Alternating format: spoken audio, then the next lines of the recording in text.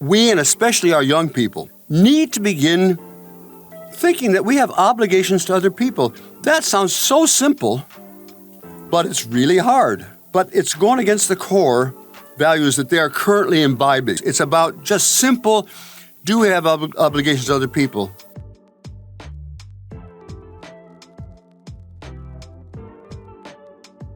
The first half of the 20th century, roughly speaking, 1910 to 1960, 65, we were moving in the right direction. Less polarization, less inequality, less social isolation, less me.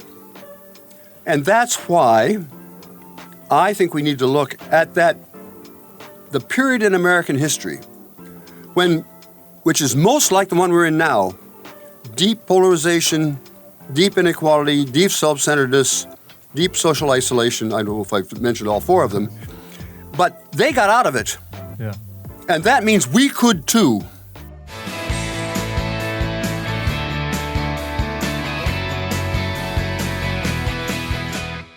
I am here with Professor Emeritus of Public Policy at Harvard. His books include the groundbreaking Bowling Alone, The Collapse and Revival of American Community, which 25 years later remains one of the most cited works of social science. He's also the subject of a recent documentary, Join or Die. Ominous. I love the ominousness of that title. That's right in line for our podcast. It's Bob Putnam. How you doing, sir? Thanks for doing this. I'm doing great, and as you did, please call me Bob. It's a useful. Nobody who knows me calls me Robert, so it's useful if I get a call on my cell phone and they say Robert, I just hang up because they can't possibly know me. So Bob, it is. I'm glad we're on the Bob level now. All right, I had Derek Thompson on over at the Atlantic. I don't know, about a month ago now, to discuss our antisocial century. And what we discovered in that convo is that he was basically cribbing from you. And so I figured we should go right to the source, instead of the intermediary. Yes, I'm glad you said that. I didn't, but yes, I agree with you. All right. I can say we love Derek. Derek, we have a mutual teasing relationship. All right. So you wrote, I want to start here. You wrote Bowling Alone in 2000. Before basically phones as we know them and social media as we know them now. And so there's this chicken or the egg question kind of about this, right? Like a lot of the conversation now around our isolation is centered around the phones and social media, but a lot of this stuff was happening before. So I'm just kind of wondering how you parse all that out. First of all, our connections with other people, all sorts of connections, connections with our friends and our family and with the community and with bowling leagues and so on, all of them have been going down roughly since the mid-1960s, way before iPhones were invented, way before. So the basic trend can't be caused by these things we carry around. A question is whether social media, I'm going to simplify it to social media, can make up for the fact that we're no longer, bowling together. Are they better than bowling leagues or worse than bowling leagues, if I can put it that way? Sure. And at the beginning, around in the first decade or so of this century, many people claimed that social media were going to, they were going to be great, better than sliced bread. They were going to bring world peace and so on. The data didn't show that, and gradually the data began to question whether social media were as good as, or maybe even worse than, face-to-face connections. And that was the way the scientific evidence was tending. It may be nice to be on Facebook, but it's not making up for the declines in real face-to-face connections. Then in 2020, we had COVID, and we had a big global experiment in which we couldn't be face-to-face, but we still could Zoom. And that gave us a nice test. Well, how about it? Is Zooming with Grandma better than hugging Grandma or not? And I can tell you when that verdict became universal, namely November 25th, 2020, and people all over the country said, no, I'm sorry, hugging Grandma was much better than this. Yeah. And I think it was before that, but it was about 3 weeks. It was about 3 weeks in that I think that we decided in any event was better. But if you'll allow me, I want to go just a little bit further because please. Describing this as an either-or choice either we can meet face-to-face or we can meet virtually, is false. And I want to use here the metaphor of an alloy, A-L-L-O-Y. Mm-hmm.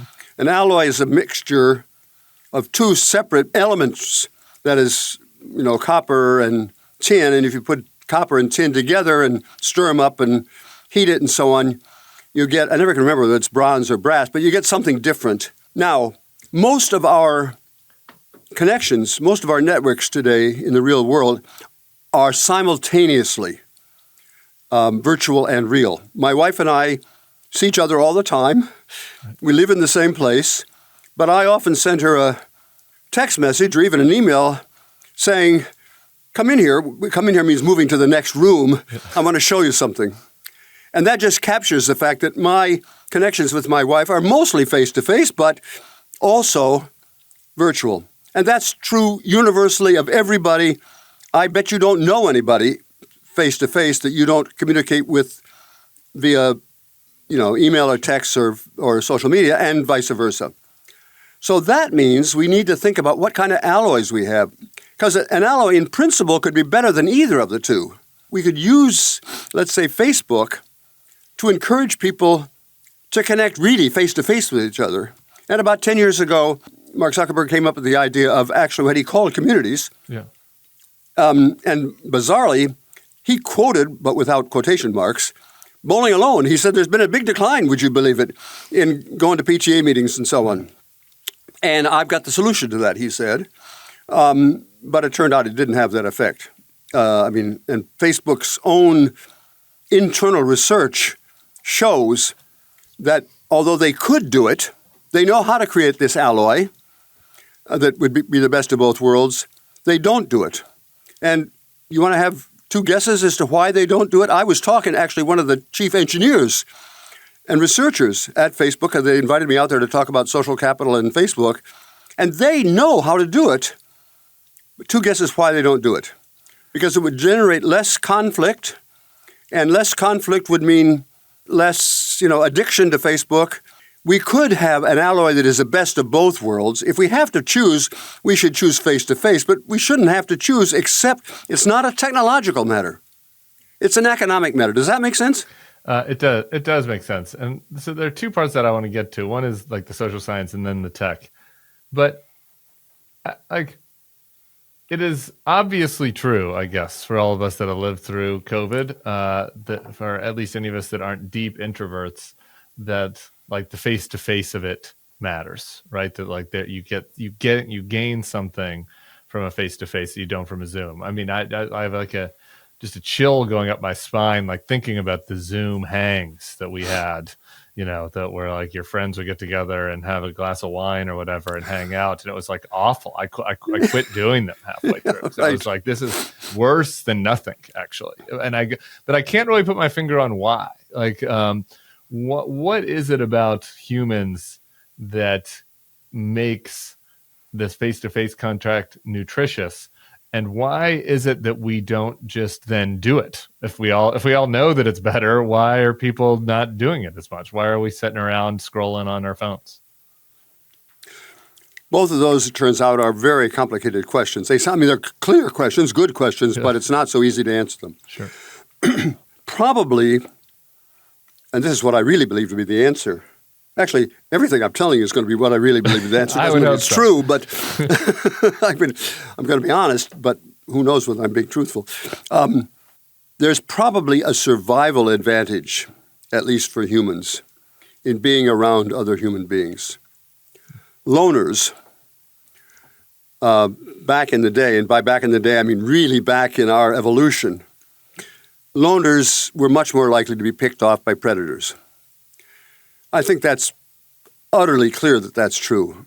Probably doesn't even need much argumentation. There is now some really early prehistoric work that suggests that that's true, evidentially says that's true. But that probably means that those of our ancestors who had a taste for connecting with other people, and probably what that means is they had developed in such a way that they got a high on endorphins, chemical in our blood, they ended up having more offspring.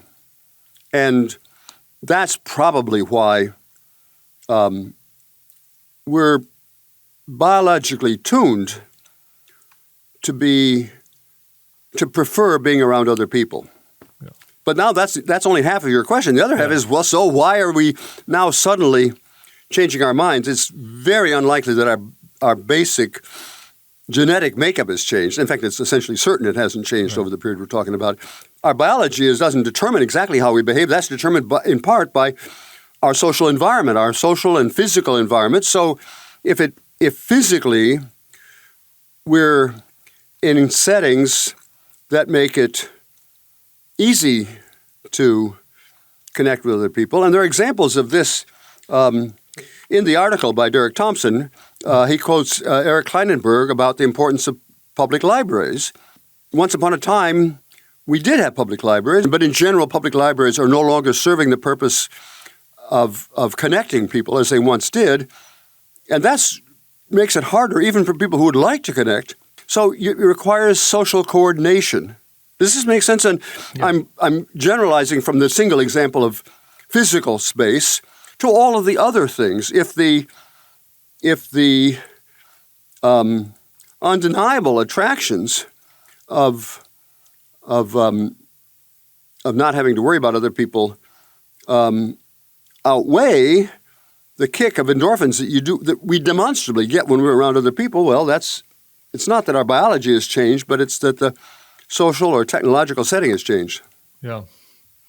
It's interesting. I was thinking about this interview because on Saturday, I was my friends were meeting for a happy hour, but the Super Bowl is here in New Orleans. And so I was sitting at home. And I was like, it's just too big of a hassle. And to go down there, get an Uber, et cetera, et cetera. I'm not going to go. Canceled it. 3 hours later, I was sitting alone on the couch looking at social media. And I was going, why did I do that? Why did I cancel this? Yeah, it would have been annoying to go, but the payoff would have been better. But there is something, all of us at different levels, right? I'm pretty extroverted. So that is, the appeal of both of those things is going to be different from another type of person, right? But we all have the same thing where we, sometimes are doing stuff that is against our what would bring us happiness. And you would think that through 40 plus years of life, like I have, you would know yourself well enough. But it's we're fighting against kind of powerful forces that are taking us the other way, I guess. I don't know. Yeah, and I repeat, not powerful genetic forces. Yeah. The genetic forces are generally pushing into go to the darn game and hang out with people. Right. But the technological and environmental factors, all the social institutions around us, make it less easy. Okay. And there's another factor today, if we want to get into this. I don't know how far you want to get into politics, but I was going to politics next, so let's do it. That's a good transition. Well, even at Thanksgiving, there are people that are in my Thanksgiving that I love them, but they have really crazy political ideals, and so we tend to shy away from those talks, and therefore political polarization, which is to some extent, and we can get into this, the consequence of social disconnection, is also then it reinforces social isolation. Yeah. I want to talk about the consequence part, and then we'll get about how you deal with your family members or friends that you have disagreements with. Yeah, by the way, I know you have a lot to cover. No, please. There are some things, I basically agree with Derek Thompson's account, but there are a few things in his account that I disagree with, and maybe it would be useful to get to that at some point. Let's hear them. Yeah, I love a little disagreement. Let's hear them, and then we'll get to politics. I think it's a great piece. Of course it's a great piece. And I basically agree with almost everything. One part that doesn't seem to me to fit the evidence, he claims that our close ties are as strong as ever. And then there's this intermediate village, he calls it, where this slackening of ties is going on. And then out in the more distant, distant arena, it's low under any circumstance. But you can make ties now. I guess his point was, in that third category, You can make ties with somebody on the internet that has a shared interest with you. Sure. That lives in China that you couldn't do that. Oh, I guess not China, but that lives in Hungary or whatever. Yeah. You couldn't. But I think he's wrong about the intimate ties. Okay. And the best evidence that I know of, including some recent evidence that has just come out in the last couple of weeks, say that family ties, close intimate ties, have been slackening. First of all, over this period, many fewer people are getting married, which is one kind of intimate tie. Yeah. Secondly, few people are having fewer children. And why is that? Because people are having sex less. That's the most intimate kind of contact, of social contact you can imagine, and especially among younger people, that also is declining. So I just think it's wrong. It's a little bit romantic, in multiple senses of the word romantic, to think that, well, we don't know our neighbors as well, but we really do love and cherish our most intimate ties. Yeah. And actually, I think the many different kinds of evidence suggest that's not true. Now, of course, we're not going to be able to weigh my evidence against Derek's evidence here, but I wanted to single that out. And if I'm right, I think that's even more devastating, actually. Alarming. Yeah. Well, this is actually kind of related a little bit to a topic I wanted to get to because, and I think it does relate to the politics a little bit, because I'm not going to get into the social science data here, but like on its surface, actually, a lot of times when you talk about this social isolation, I think maybe because you use the example of the bowling alley, people like have an image of like that we're talking about middle class and upper middle class people, maybe white people in particular, but like that is like really the group that a lot of this kind of conversation is focused on. Can I interrupt for just 1 second? Please. That's factually false. I know it's bowling false. is the most interclass, interracial sport in America. Blacks bowl more than whites. Not much, but they do. Is that true? Come on, I'm a fact guy here. Well, you can look it up in Bowling Alone. That's a fun fact, though. I wouldn't have thought that. And upper class people bowl less than working class people. Yeah. I'm sorry, I'm just a fact checker here. No, it's a good factor. And I guess I was getting to the fact that like that your research was really not about those people. But a lot of times when you're in the podcast world, like it feels like that the anecdotes that a lot of people use are kind of like upper middle class anecdotes because it's mostly upper middle class people that are fucking doing podcasts and reading the Atlantic. So nothing against podcasts in the Atlantic, which I do. That said, actually, like the isolation or the intimate tie isolation, like the marriage rate, the sociability, it's like it's going down across the board. But in like elite circles, it's doing less bad. Yes. Like in liberal elite circles in particular, like marriage rates are higher, divorce rates are lower, connectivity is high, right? Like if you just look at the numbers. And it's in the groups that are increasingly going MAGA, which is diverse, really, like the working class groups that where the Democrats have lost some ground. Like that is where these numbers are the worst, actually. Yes. Yeah. Forgive me for self-citation here, but no, please. That's what when you talk to an academic, that's what you're going to hear. Yeah. I wrote a whole book about that fact, that there's a growing gap between rich kids and poor kids, rich adults and poor adults, that and all the ways you talked about. Marriage rates are steady or actually rising among college-educated Americans, plummeting among non-college educated Americans. It's a class is a big dividing line here on all these trends. Yeah.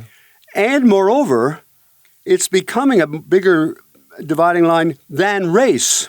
Yeah. So the gap between college-educated blacks, let's say, and non-college educated blacks is growing, and that showed up in the last election. Yeah. This is fundamentally why I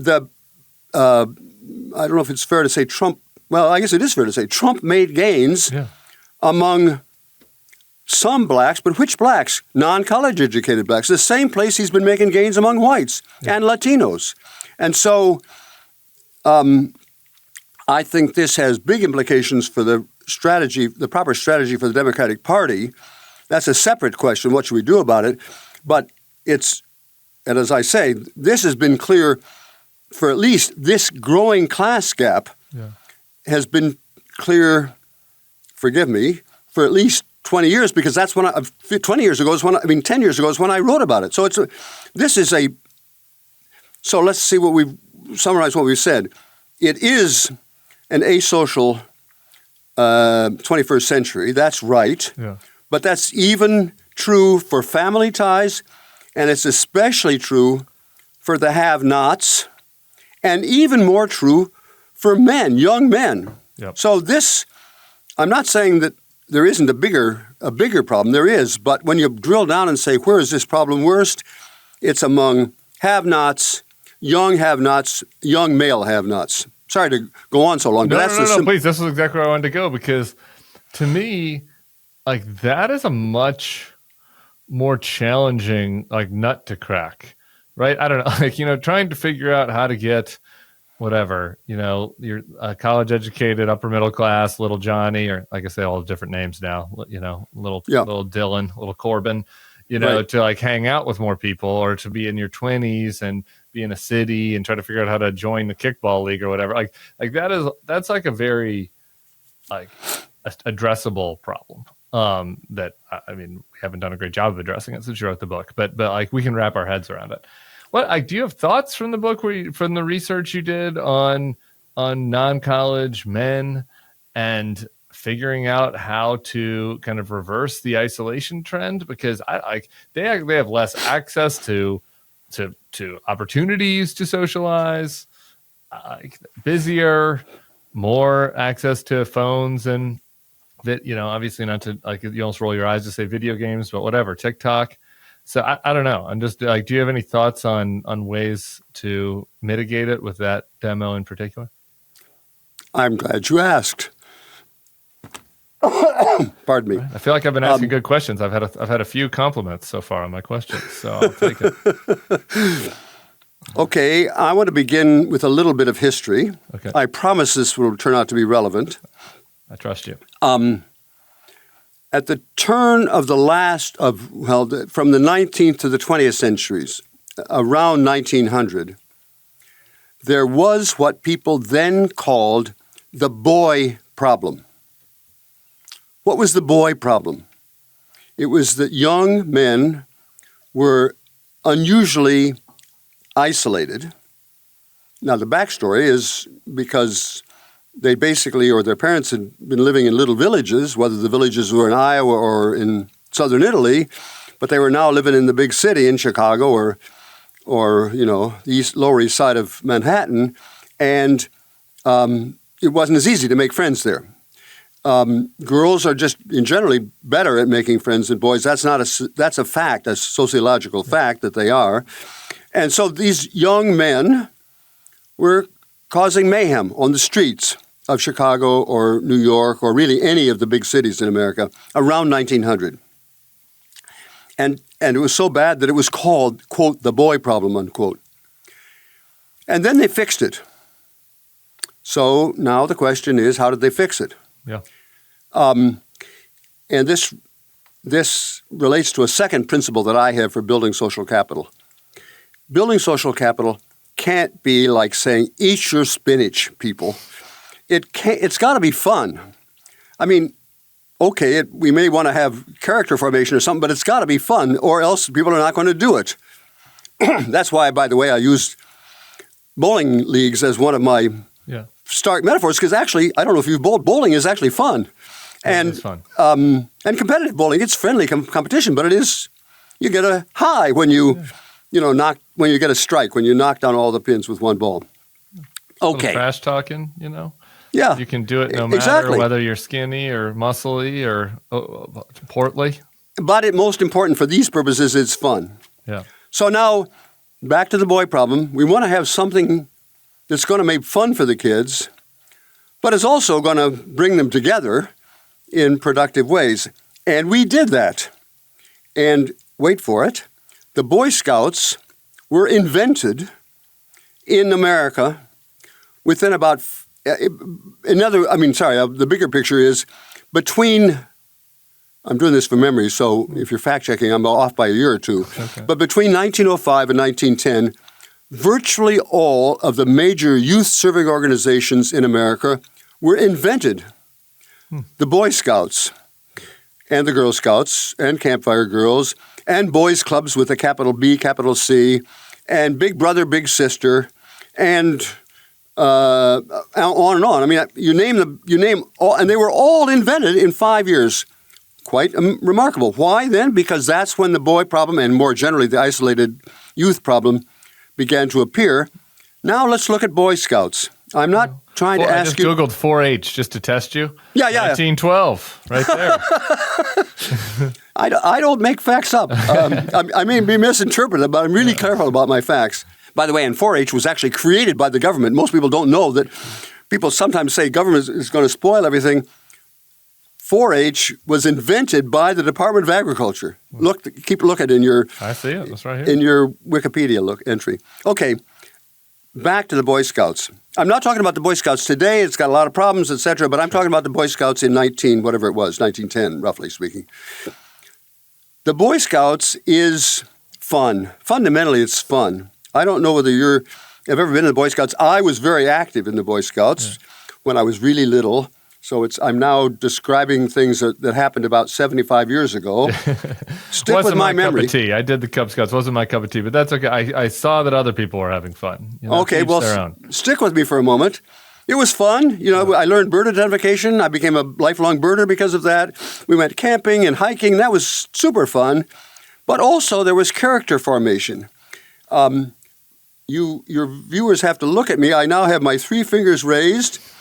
And I'm saying a scout is trustworthy, loyal, helpful, friendly, courteous, kind, obedient, cheerful, thrifty, brave, clean, and reverent. And I missed one. Trustworthy, loyal. There's one right in there that I missed. But I got 11 out of 12. Yeah, pretty good. And that's remembering back, 75 years. Yeah. Now step back from that anecdote. What was that? That was about character formation. It was about our obligations to other people.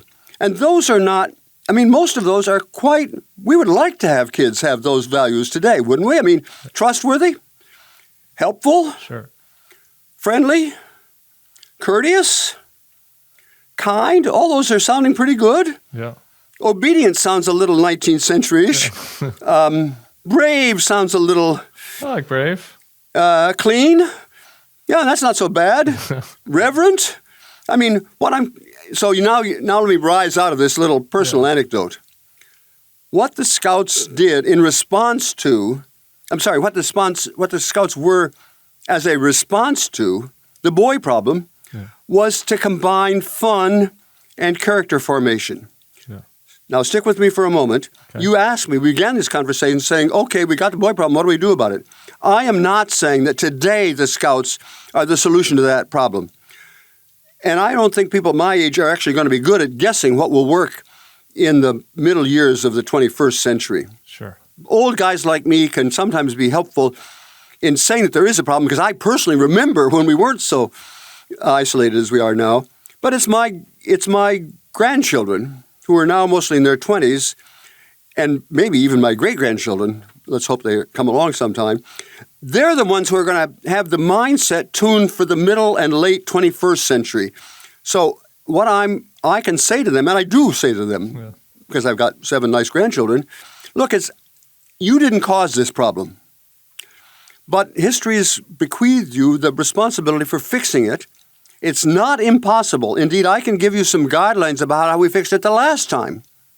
And the last time, among other things, we focused on young people, we focused on young men, we focused on isolation, and we came up with, would you believe, the Scouts. Now, the Scouts may not seem right to my grandchildren or great-grandchildren, but I'm trying to say to them, you've got to come up with something like that.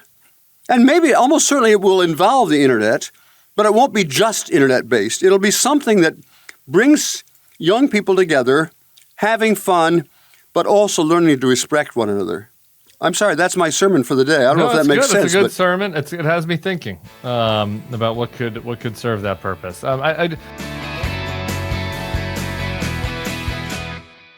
For a long time, pod listeners have been following the saga of Aretha, the neighborhood cat that we were feeding. Well, it's our cat now. The cat's in the house. I had many listeners admonishing me that this was my cat for months. I refused to accept that. I was resistant to it. But a couple weeks ago, I was stuck in New York while New Orleans had the 100-year snowstorm. Couldn't get home. Cat was cold. Cat kept coming to the door. And next thing you know, I get a FaceTime from my child with a shit-eating grin on her face. And she's just like, oh, guess who's inside? Guess who's our cat now? So there you go. Smalls. It's kind of Smalls' fault, I think, the sponsor of this this here podcast. But it's their fault, but also their credit that Aretha is now the family pet. This podcast is sponsored by Smalls. Smalls cat food is protein-packed recipes made with preservative-free ingredients you'd find in your fridge. It's delivered right to your door. That's why Cats.com named Smalls their best overall cat food. To get 50% off your first order plus free shipping, head to Smalls.com and use our promo code, TheBulwark. Here's a review from a real Smalls customer. Jennifer M. I feel like we're in Severance. Jennifer M. said, after every feeding, he gets his burst of energy and starts running around the house, and his fur is softer and more vibrant with higher contrast. Honestly, I wouldn't recommend anything else. Smalls was started back in 2017 by a couple of guys home cooking cat food in small batches for their friends. A few years later, they've served millions of meals to cats around the U.S. To my point in the intro, I don't know what more you need to know, that the cat kept coming back. The neighborhood cat, Aretha, was getting fed Smalls, and now it's my cat. I don't know what more endorsement you need than that. After switching to Smalls, 88% of cat owners reported overall health improvements. That's a big deal. The team at Smalls is so confident your cat will love their product that you can try it risk-free. What are you waiting for? Give your cat the food that they deserve. Head to smalls.com and use promo code TheBulwark at checkout for 50% off your first order plus free shipping. That's the best offer you'll find, but you have to use my code, TheBulwark, for 50% off your first order. One last time, that's promo code TheBulwark for 50% off your first order plus free shipping. Hey, y'all, if you love this podcast and want to listen to all Bulwark podcasts ad-free, join Bulwark Plus today. You can click the link in this description. You'll get the best politics newsletters in the business, and you can become a Bulwark Plus member right now. We'd appreciate it. I want to tie the knot on two other things before I lose you, because you mentioned the Thanksgiving dinner. And one of the things that you write about is in the social capital is there's the binding social capital versus the bridging social capital. And the binding are people who are basically like you and your characteristics, and the bridging are people who are different, right? And so within the political context, the bridging social capital, I was just wondering if you had, clearly, I don't know, while Bowling of Loan has aged quite well as anything, you're right up there with amusing ourselves to death as far as social science books aging well. The Upswing, your 2020 book, How America Came Together a Century Ago and How We Can Do It Again, aging a little so far.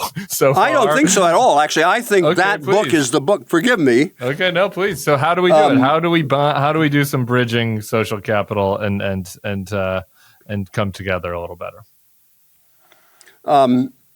Of course, you'd expect an author to defend his work. Of course. But I think that the Upswing, which let's say quickly for readers who have not yet had the pleasure of reading the Upswing, it's in a way like Bowling Alone, except it steps back in two senses. It doesn't just look at social connections. It also looks at political polarization. It also looks at inequality, and it looks at cultural change, the degree to which we were either in any given year a we society or an I society. And it looks at it that not Bowling Alone basically looked at the previous 25 years. This looks at the previous 125 years. So it goes way back. Yeah. And the advantage of doing that, those two changes, widening the scope of what you're looking at and lengthening the time over which you're looking at it, reveals that there was a time, the beginning of the 20th century, when we faced essentially the same problem as we have today. What's today's problem? We're very unequal, we're very polarized, we're very self-centered, we're very socially isolated. What was the problem in America around 1900? We were very polarized politically, we were very unequal, we were very self-centered, and we were very socially isolated. I'm not taking any time here to document those facts. That's why the book is 325 pages long.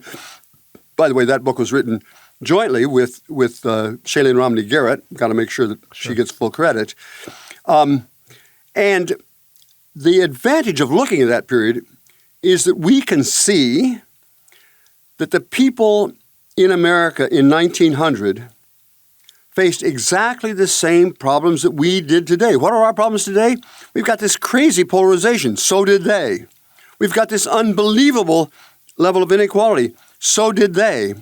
We've got this great social isolation that is basically the theme of this podcast. Yeah. So did they. And we're very self-centered. We're very narcissistic. And so were they. And therefore, but they got out of it. Because if you look at the whole period of the 20th to 21st centuries, the last 125 years, what you see is the first half of that period, roughly speaking from 1910 to roughly speaking 1965, roughly speaking, things were going in a good direction. And they were going in the direction that we would like. America was becoming steadily more cooperative politically. There was a lot of conversation across party and cooperation across party lines.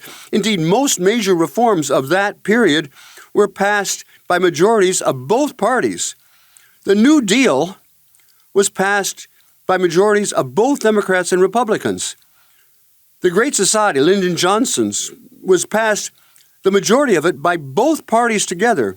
Ronald Reagan's deals, the Reaganomics, was passed by majorities of, well, not quite a majority of Democrats, but it was passed by definitely bipartisan majorities. It wasn't just Republicans. It wasn't just far right. It was the Democrats, too. So what I'm trying to say was in that, roughly speaking, from the 1900 till about 1965, and even a little later than that, we got along. America, wait for this. When I was in high school in the 1950s, everybody thought the most equal country, people now would think maybe the most equal country in the world was socialist Sweden. Almost right. America, when I was in high school, was tied with Sweden as the most equal country in the world. Think about it. It's hard. We're used to America being, having a huge gap between rich and poor. But when I was in high school, the gap between rich and poor in America, in capitalist America, was about the same as the gap between rich and poor in socialist Sweden, and both of them were way ahead of anybody else. We're no longer there. What I'm trying to say was the first half of the 20th century, roughly speaking, 1910 to 1960, 65, we were moving in the right direction. Less polarization, less inequality, less social isolation, less me. And that's why I think we need to look at the period in American history which is most like the one we're in now, deep polarization, deep inequality, deep self-centeredness, deep social isolation. I don't know if I've mentioned all four of them, but they got out of it. Yeah. And that means we could too, if we learn lessons from that period. Yeah. All right. The last thing I want to, before I lose you, we're a little over, but I would like you to also tie the room together on the phones, because you mentioned that they don't have to be used to degrade our social cohesion, right? Like you could imagine a way where the technology supplements it. Obviously, that's not really happening. I mean, I guess it's happening in certain niche ways, but it's not happening at scale. So I'm just wondering what your thoughts were on that. If we had any final substantive, productive lessons for how we could use the phones for good, or if that's not possible. Well, I don't know that I have any useful things to say about that, but I do want to say one thing, deriving from the book that you were The Upswing. dismissing. I was just teasing you. We all have subheads. Come on, I'm just saying how we could come together again in 2020. it's 2025 and maybe in 2035 it'll look good. I'm just saying right now, today, we're not exactly, it's not exactly was kumbaya. The title of the book How We Can Come Together in 2020? No, it was How We Can Come Together Again. I'm careful. You can predict things as long as you don't predict the exact date in which it's going to happen. That's, I think maybe Yogi said that too. This is what I want to say. Yeah, please. In that, one of the things we learned in that book, and I'm going to shock your listeners if they think I'm a pretty secular, straight guy. I mean, I am straight, but pretty secular, factual guy. Yeah. When you look at all those variables that I looked at, hundreds of variables we looked at, how unequal and how self-centered or not we were, the leading indicator, the thing that had to change first, was actually moral. That is, and there was, if we had more time here, I'd go through the details. There was a very specific period in American history in the late 19th century in which people reevaluated their moral obligations. I am not talking sex at all. Yeah. I'm talking the very simple thing. Do we have obligations do we have obligations to other people? And that involved initially evangelical Protestants saying, look at the damn Sermon on the Mount. They probably didn't say damn, but this Christianity, they said, is not about helping the rich and dismissing the poor. Every sentence in the Sermon on the Mount, which I could not reproduce here, but could come close, is about the place of Christians. This is evangelicals. The place of Christians is beside the poor. And that same thing, that was evangelicals, but pretty soon it became all Protestants, and pretty soon it spread to Catholics and Jews, and pretty soon to the whole darn country. And that's the thing that was the first thing that was required. Before you started creating unions or having new ways of connecting, the Boy Scouts and all that.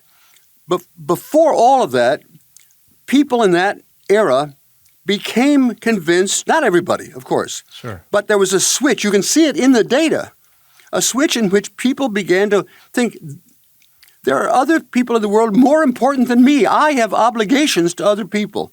Now, you did not think you were going to get an evangelical preacher on this podcast, but that's where I would like to end up, because we can talk. I'd love to talk about the details of how we could tweak phones, or how we could, reinstitute unions, or how we could narrow the gap between rich people and poor people, or even how we could, change the administration, because we're in a pickle now, if you hadn't noticed. Yeah. But upstream from all of that is we, and especially our young people, because it was young people then and it's young people now, need to begin thinking that we have obligations to other people. That sounds so simple, but it's really hard. But that's my admonition for America, and especially for my grandchildren. This is not me just preaching to other people. Yeah. And I'm proud of my grandchildren. They listen to their grandmother, who's even better social capitalist than I am. They listen to me sometimes. They listen to their parents, who are also really nice. But it's going against the core values that they are currently imbibing.